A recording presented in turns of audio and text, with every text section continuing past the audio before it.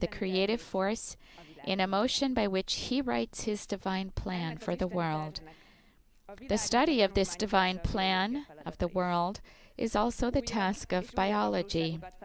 As we discover more and more small details, we immerse ourselves in the complexity of God's work. I have always been attracted to this mystery of science and engineering approaches, so the choice of university and degree program was never a question for me. This is how He creates through me. While in the lab, in the mathematical reformulation of biological questions during classroom exercises, in discussions with exemplary academics, in shared lunches with other PhD students, in family connections, in honest conversations with friends, in perseverance, in laughter, in play. So, let us live in the present, for in each moment we are part of the creative force in a motion by which He writes His divine plan for the world. He creates through us. What a beautiful testimony from PhD student Dorothea Koshis, explaining her vocation and calling to explore this force, creative force, in which she has found she is part of with every one of her own movements in the present. We will now hear the speech prepared by the Holy Father for this occasion. Again, we're meeting with the academic and cultural world here at the Catholic University of Peter Pejmeni. This is the last event of Pope Francis' 3-day journey to Hungary.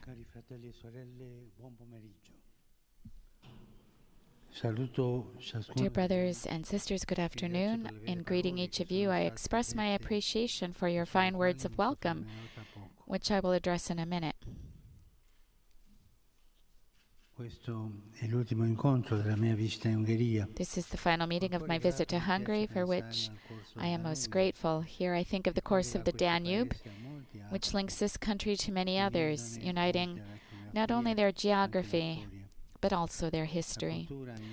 Culture is in some sense like a great river.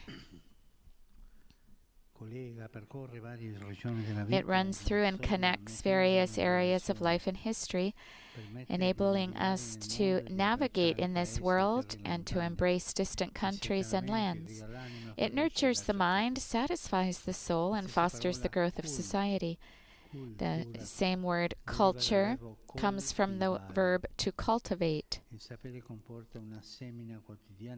Knowledge entails a constant planting of seeds that take root in the soil of reality and bear rich fruit. 100 years ago, Romano Guardini, a great intellectual and a man of deep faith, specifically when contemplating the beauty of a magnificent lake and its surrounding hills, had a profound insight into contemporary culture. He wrote, "I have come to realize so clearly these days that there are two ways of knowing. The one sinks into a thing and its context. The aim is to penetrate, to move within, to live. The other, however, unpacks, tears apart, arranges in compartments, takes over and rules." Guardini distinguished between a gentle relational knowledge and mastery, which he described as rule by service, creation out of natural possibilities, which does not transgress set limits, and another way of knowing, which does not inspect but analyzes. It does not construct a picture of the world, but a formula, a law, that can be formulated rationally. In this second form of knowledge, materials and energy are directed to a single end, the machine. As a result, a technique of controlling living people is developing.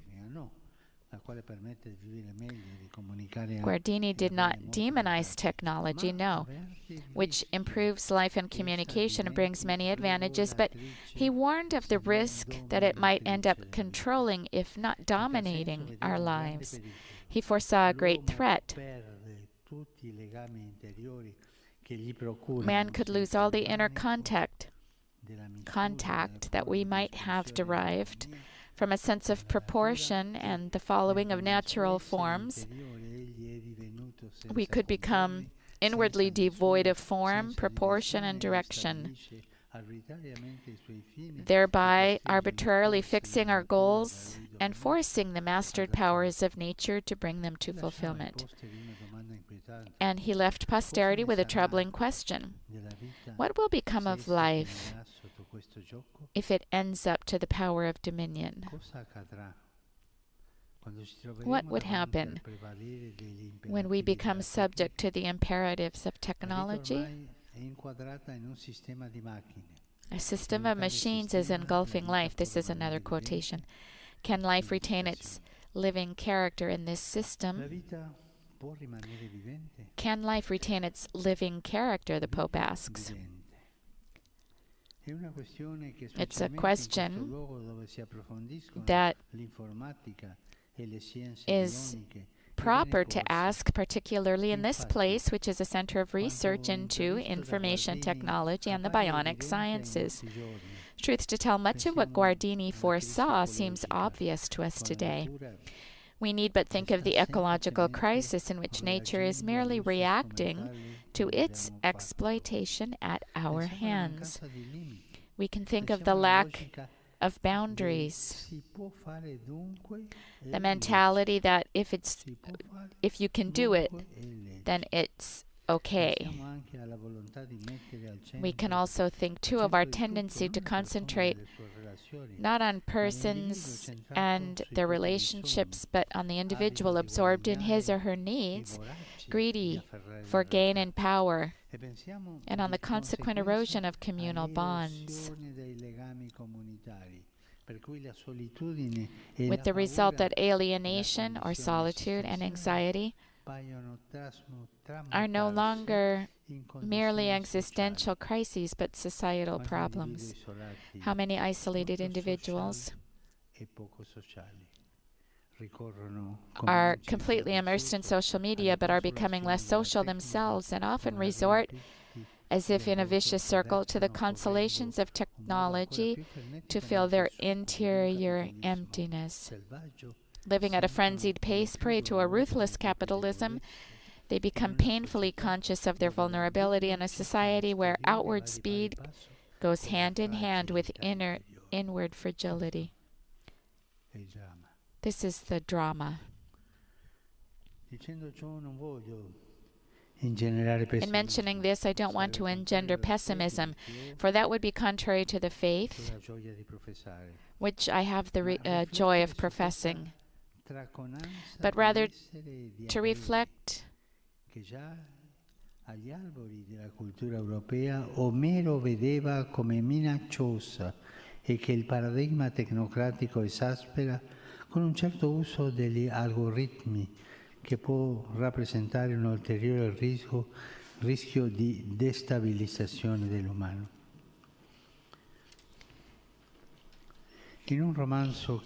Rather, he wants to reflect on that hubris of pride and power denounced at the dawn of European culture, which the technocratic paradigm exacerbates and threatens through a certain use of algorithms to further destabilize our human ecology.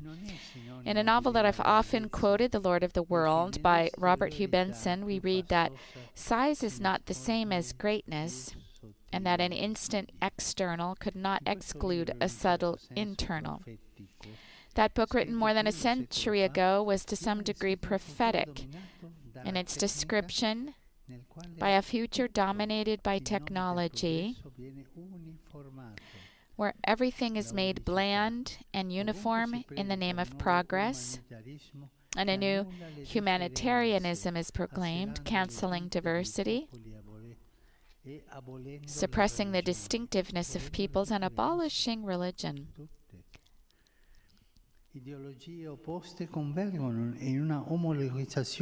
Opposed ideologies merge, and an ideological colonization prevails.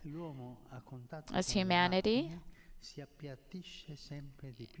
only in contact with machines, is gradually diminished and social bonds are weakened. In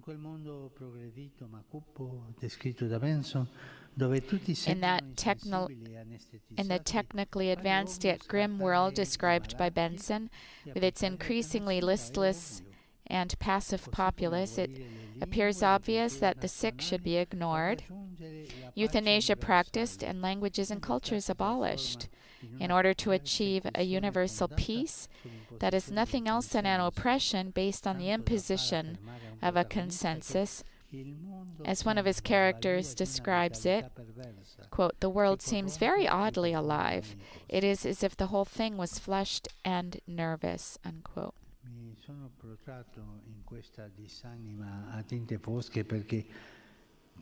I recognize that I have presented a rather somber scenario, but it is precisely against this backdrop that I believe we can appreciate the uniquely important role played by scholarship and culture in the life of society. A university is, as its very name indicates, a place where thought emerges and develops in a way both open and symphonic. It's not closed or monotonous. It's open and symphonic. It is a temple, in quotes, where knowledge is set free from the constraints of accumulating and possessing, and can thus become culture, that is, the cultivation of our humanity and its foundational relationships with the transcendent, with society, with history, and with creation. As the Second Vatican Council stated, culture must be directed to the total perfection of the human person, to the good of the community and human society as a whole. It should cultivate the mind in such a way as to encourage a capacity for wonder, for understanding, for contemplation, for forming personal judgments, and cultivating a religious, moral, and social sense.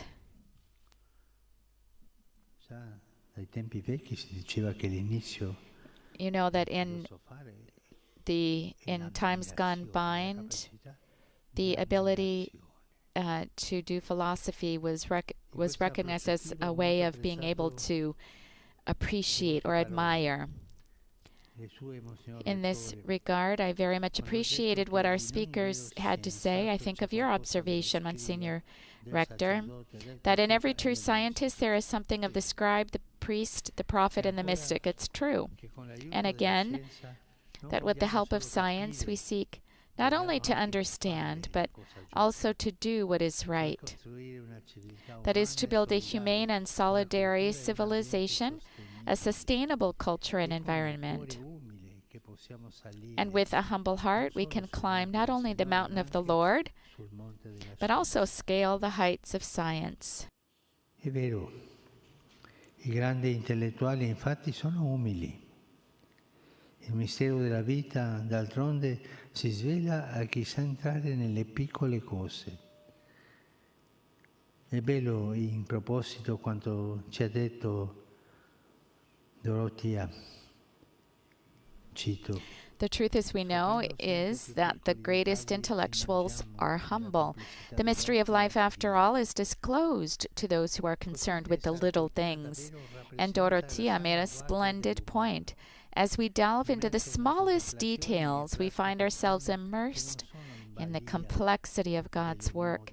Seen in this way, culture truly preserves and defends our humanity. It immerses us in contemplation and shapes persons who are not prey to the fashions of the moment, the fads of the moment, but solidly grounded in the reality of things, and who, as humble learners, feel the duty to remain open and communicative, never unbending and combative.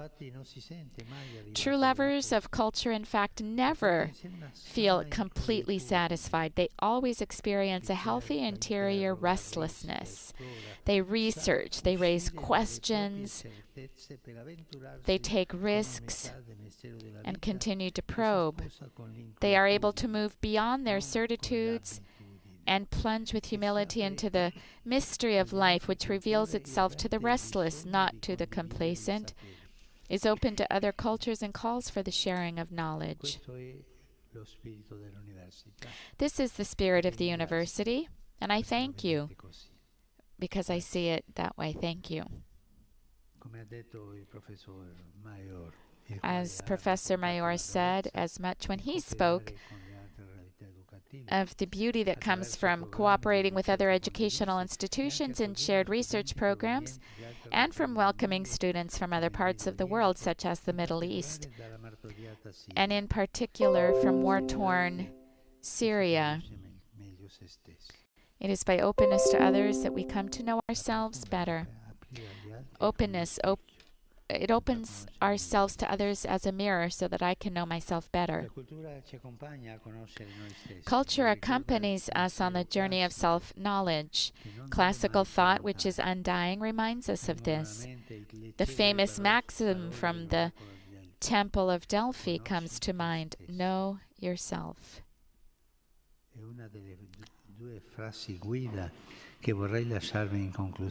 This is the first of two guiding thoughts that I'd like to leave with you as we conclude. What do these words mean, to know thyself? They counsel us to begin to recognize our own limitations and consequently to curb the presumption of self-sufficiency. This is good for us because it proves, once we realize that we are creatures, and then we become creative. We learn to immerse ourselves in the world instead of attempting to dominate it. Technocratic thinking pursues a progress that admits no limits, yet flesh and blood human beings are fragile, and is precisely by experiencing this that we come to realize our dependence on God and our connectiveness to others and to creation. The inscription at Delphi thus invites us to a kind of knowledge that begins with the humility of our limitations. It leads us to discover our amazing potential, which goes far beyond that of technology. Self-knowledge, in other words, bids us to keep together in a virtuous dialectic our frailty and our grandeur as human beings. Wonder before this paradox gives rise to culture. It's never satisfied, it's constantly seeking, restless yet called to community, disciplined in its finitude yet open in freedom to the infinite. I hope that you will always cultivate this exhilarating journey towards the truth. The second thought, our guiding thought that I want to leave with you has to do precisely with truth. It comes from Jesus Christ. The truth will make you free.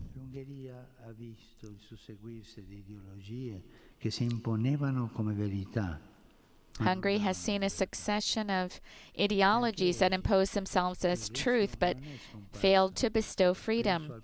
Today, too, the risk remains. I think of the shift from communism to consumerism. Common to both these isms is a false notion of freedom. Communism offered a freedom that was restricted, limited, from without, determined by someone else. Consumerism promises a hedonistic, conformist, libertine freedom that enslaves people to consumption and to material objects. How easy it is to pass from limits imposed on thinking, such as in communism, to the belief that there are no limits.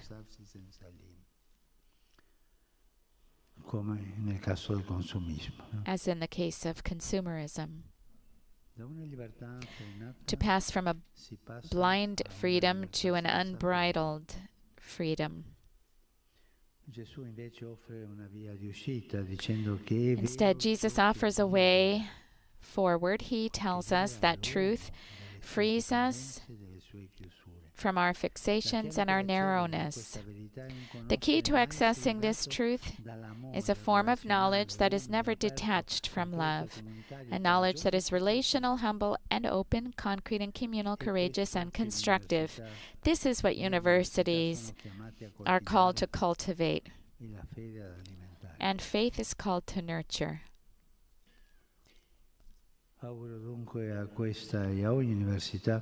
So I take this occasion to express my hope that this university, and indeed every university, will always be a beacon of universality and freedom, a fruitful workshop of humanism, a laboratory of hope.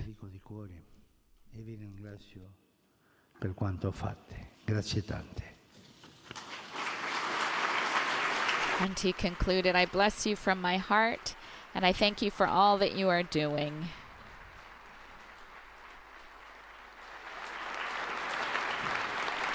Our Holy Father reflecting once again on a book he's quoted in the past, The Lord of the World by Robert Hugh Benson, but also quoting the words on the Temple of Delphi, know thyself, encouraging the humble search for wisdom so that we might be led to the truth, a truth that sets us free, rather than succumbing to the various isms that only enslave us in the end. An exchange of gifts now, the rector explaining the gift he's presenting in a box here to the Holy Father.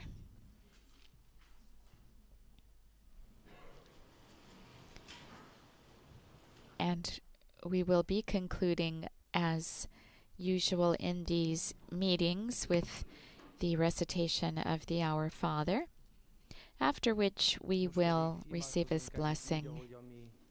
Urunk Jézus Krisztus tanított imádkozni, mondjuk el közösen a mi atyánkot.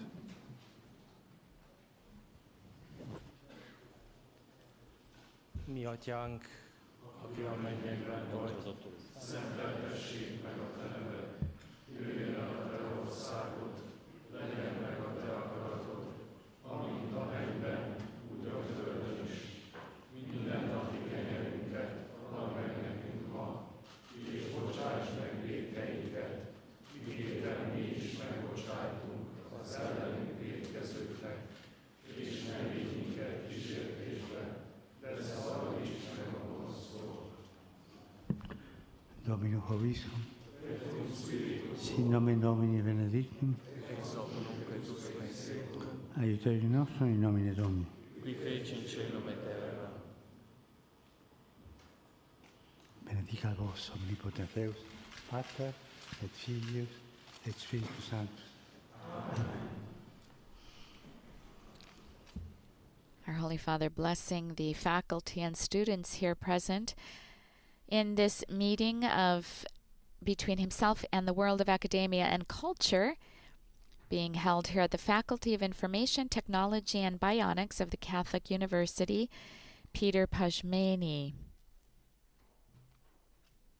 We've been able to hear from the rector as well as from a student and a professor, and now others will come forward and greet the Holy Father.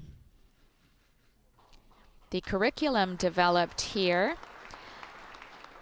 was done so by 30 internationally recognized researchers and professors under the leadership of Professor Tamás Roska, a member of the Hungarian Academy of Sciences. It's celebrating its 25th anniversary this year. Therefore, fitting that this meeting should take place here, and we leave you now with these images. We now bring to a close this live broadcast of this meeting of Pope Francis here at the Faculty of Information Technology and Bionics of the Catholic University Peter Pajmeni in Budapest. Pope Francis will now go by car to Budapest's International Airport. The plane is scheduled to depart at 6 o'clock p.m. Central European Time and will arrive in Rome at about 8 o'clock p.m. I invite you to visit the Vatican News web portal, Facebook, Instagram, YouTube, and Twitter accounts, where you'll find live coverage of Pope Francis's events during his apostolic journey to Hungary, as well as coverage of Vatican and world news. On behalf of Vatican Media, I'd like to thank our audio technician, Adriano Vitali, and our coordinator, Jean-Charles Puzzolu, and all others who've made this broadcast possible, especially our media partners, Catholic TV at Darshan TV, Catholic Faith Network, Shalom World Television Networks, EWTN, Uganda Catholic Television, Salt and Light Media, Shalom TV, Sunday Shalom, and Luminous Radio. Let's now pray that our Holy Father has a safe trip back to Rome, and of course, we'll be publishing the in-flight press conference shortly after he lands. Praise be Jesus Christ. Laudetur Jesus Christus.